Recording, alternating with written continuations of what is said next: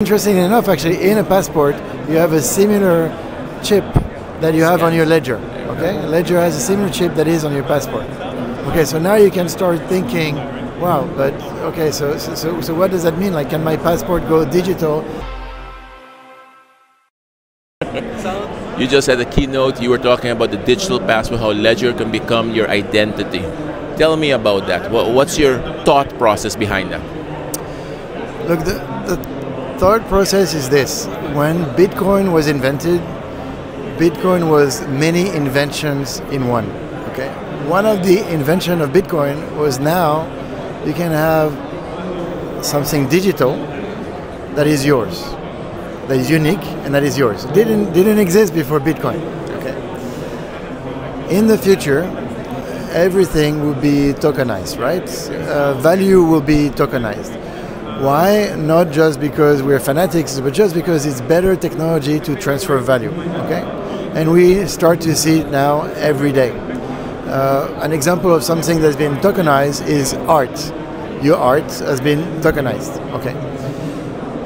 What about your identity? Your identity today is still a physical passport. Okay, I got mine on me, so we go through borders by presenting something that looks like this. You know? It's okay technology. Interestingly enough, actually, in a passport, you have a similar chip that you have on your ledger. Okay, ledger has a similar chip that is on your passport. Okay, so now you can start thinking, wow, but okay, so what does that mean? Like, can my passport go digital and be unique to me? Because this is unique to me. Only I own this passport. I'm the only owner of this passport. My identity is controlled by my government, etc. But they delegate my identity into this passport that I own. And so, will we have a digital passport one day? The answer is, of course, yes. And then the question, where will it be? It has to be somewhere that is very secure, because you cannot lose your passport. If someone takes my passport from me, it's a real problem, okay? And so your passport will have to be on a very secure device, and it will be on the ledger. If you think about it, we live in a decentralized world where we're trying to create more decentralization. If you take ledger and you make ledger a digital passport for everybody, will that not give more control to whomever needs to check that passport? No, I don't think so. I mean, people check your passport every day. I mean, the checking of the passport doesn't change. It's just like the format in which you present the passport, or in which you sort of tap your passport at a gate when you enter the UAE. That's what changes. But it's just the format of the passport that changes. It goes from physical paper and chip to being in a digital form in a device like Ledger. Right. Obviously, control through a blockchain technology, making sure that people can actually be able to understand where their identity is going. How will you protect people's identity by doing this? Well, this is where it gets interesting, right? Because right now, if I want to prove to you that I'm French, and that I'm more than 18, I have to show you my full identity. Okay.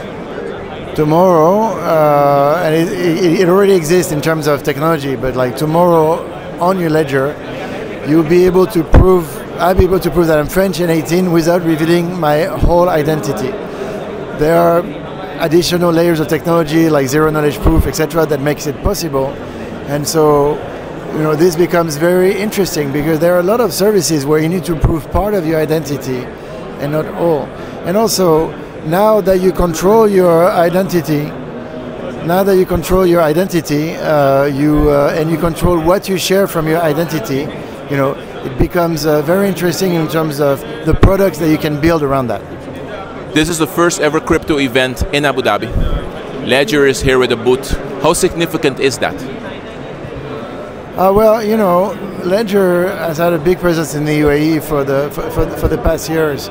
This is the first Bitcoin event in Abu Dhabi, and I think with what's happening in the world now around crypto and the latest US presidential elections, and the UAE have been pushing so much around crypto for the past years.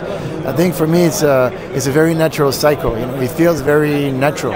It doesn't feel like it's the peak of something. I think it's a very natural evolution of everything that's happening in the past. Wonderful. Thank you.